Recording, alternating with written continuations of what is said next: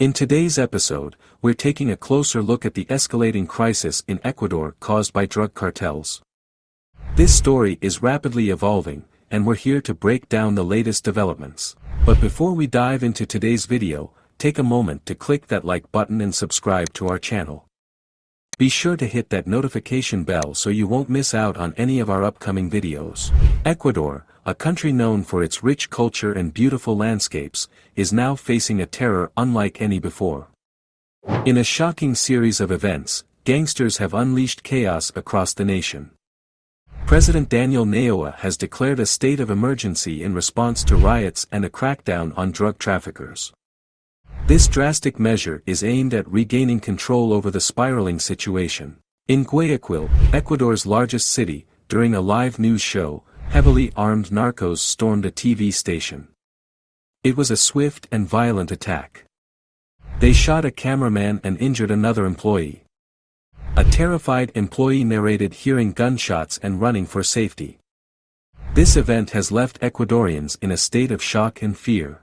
As an aftermath of the fear, shops and schools shut down. And the president's decision includes deploying 3,000 soldiers and police officers to take charge of the country's prisons.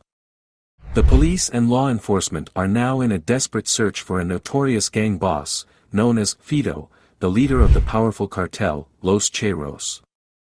This violence isn't isolated to just one area. Incidents have erupted in at least 6 major prisons across the country. To shed more light on Los Cheros, let us tell you a little bit about it. It is a powerful gang led by Fito, and is known for its control over prisons and involvement in a range of crimes, including extortion, murder, and drug trafficking. This gang's influence is so significant that it's believed to have played a role in Fito's escape. This time, the surge in violence isn't confined to prisons.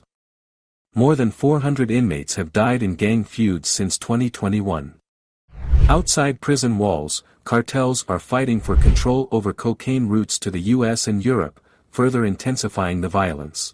This breakout is a severe embarrassment to the government, especially since President Naoa promised to tackle gang-related crime upon taking office. However, the government is struggling to prevent this crisis.